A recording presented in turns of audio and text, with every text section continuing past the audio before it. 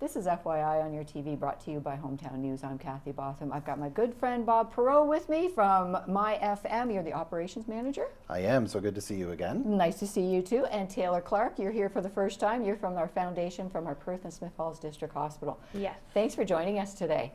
Radiothon's going on. How many years have you been doing this? I think this will be the 6th year that we do it. It's either 6 or 7, but I'm pretty sure it's 6. And, you know, it's been very successful. Brian Perkin, of course, founded it. It was something that was near and dear to his heart. He's still heavily involved, even though he's in semi-retirement. But, man, over the years, the communities that we serve have raised over $500,000. It's just been incredible. Amazing, amazing. So the Radiothon itself, that day is supporting how many hospitals? Well, you see, I wanted to make sure I got it right, Kathy, so I've got it down here. We're supporting 5 different organizations this year. So we have the Almonte General Hospital Fairview Manor Foundation, the Carleton Place and District Memorial Hospital Foundation, the Perth and Smiths Falls District Hospital Foundation. Did I say it correctly? You did. Perfect. Connectwell Community Health and Rideau Community Health Services. So all of those were going to be October 17th, 8 a.m. until 6 p.m. All right. Now, have you been involved with the Radiothon before? Is this your first one? Nope. This is my 4th one. Oh, it's your 4th one. But it's the first one where we get to all be in the same spot. Before, you know, everyone kind of had their own locations that they're answering phones from. And then this year we're going to be centralized at the Smiths Falls site and having, you know, a few people from each of the foundations and community health centers coming in, answering the phones.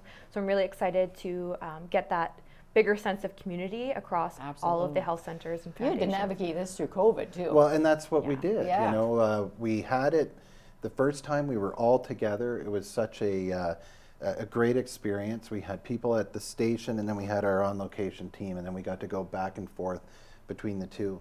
And we really wanted to bring that back this year. Instead of having people, you know, via Zoom and all this from their foundation offices and so on, which worked well, it did, but it's so much fun to be in that room together. So we're going to have people who are at the station sort of anchoring things, and then their co-host is going to be down on site. You'll have all that great noise in the background. We have some bells when people make donations and things like that that'll be going off. And it, like you said, it's just bringing people together, and it's a lot of fun. You get to share a meal together, and then you share this experience as you watch that total hopefully going up. And all day long too, you're talking to members from all these associations and committees that are hospitals, and you learn more about them.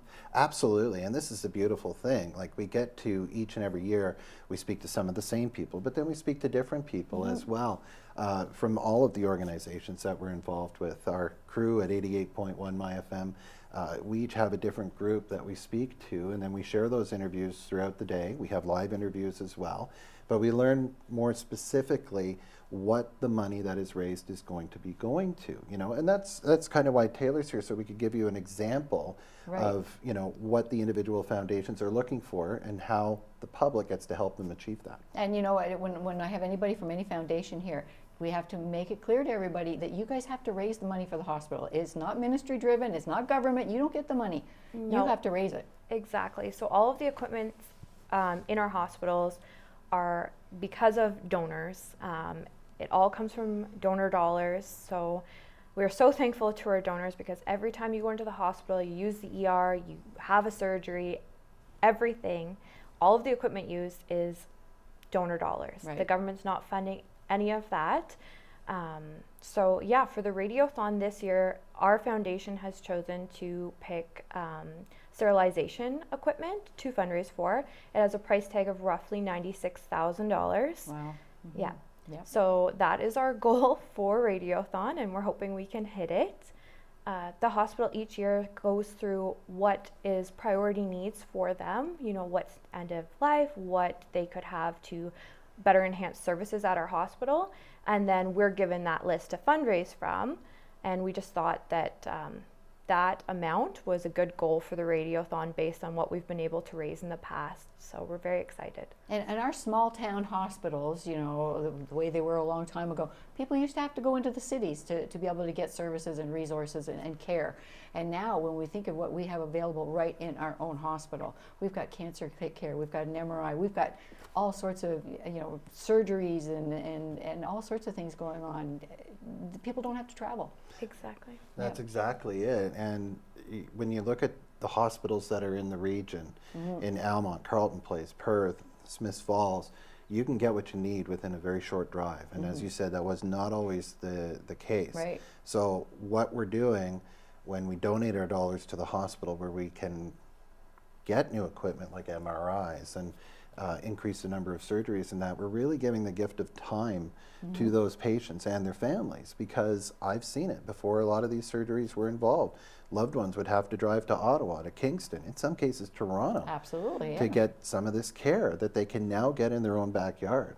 The healthcare system that has been developed here by our hospital officials, administration, CAOs, and the foundations is second to none. We're so blessed, and this is an opportunity for the community to step up and say thank you, and each and every year they do. Yeah, it's a big stress off of people when they can go to their own hospital to get the care, for sure, for sure. Yeah. So the Radiothon itself that day, October 17th, starts at 8 o'clock in the morning. People can start calling in. How does that look? Well, we're going to have a number. You'll just call that one number. It's going to be picked up by our central location, which will actually be in Smiths Falls at the hospital. We have a great room that we're going to have things going on throughout the day. We'll take your pledges there. We'll take the donations. We'll collect them. We'll calculate them and present them at the end of the day. We'll have running totals going as well. There are certain community groups that give every year.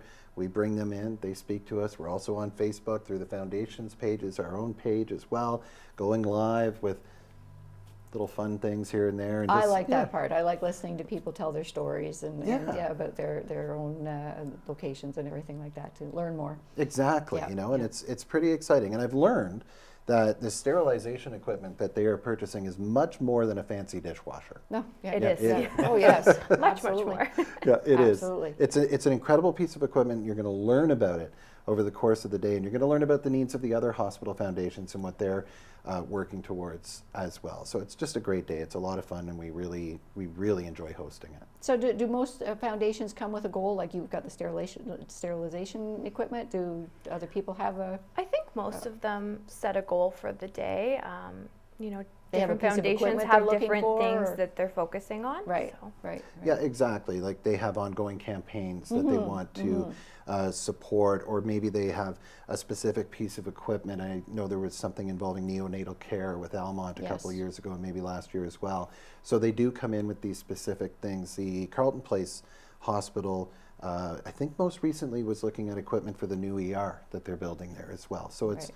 these needs that you really everyone uses. And then when you look at the community health centers, it's money that will help bolster the programs that they offer to, again, help keep people in the region when they need to get certain care and they need to access certain programs. Excellent. It's a great day. It's a great day. Very successful. Once again, your numbers from the last 6 years. Well, we're looking at about $500,000, a little bit north of that, and we understand completely the economic times that we are in right now, and basically the way that the charitable organizations that we've always worked with, and I'm sure you'd attest to this as well, you know, if you raise $5, if you raise $1,000, then that's $5 more than you started with that day. Absolutely. Every dollar counts. There's no such thing as a small donation. Yeah, I A lot don't of have people enough. Yeah.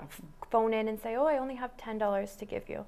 You know what? That $10, you know, if every single person was able to just, you know, donate a few dollars, that's a huge impact. When our hospital foundation services a catchment area of over 60,000 people. Yeah. So if every single person could only donate $1, that would still be $60,000. It Absolutely. all adds up. Absolutely, it does all add up.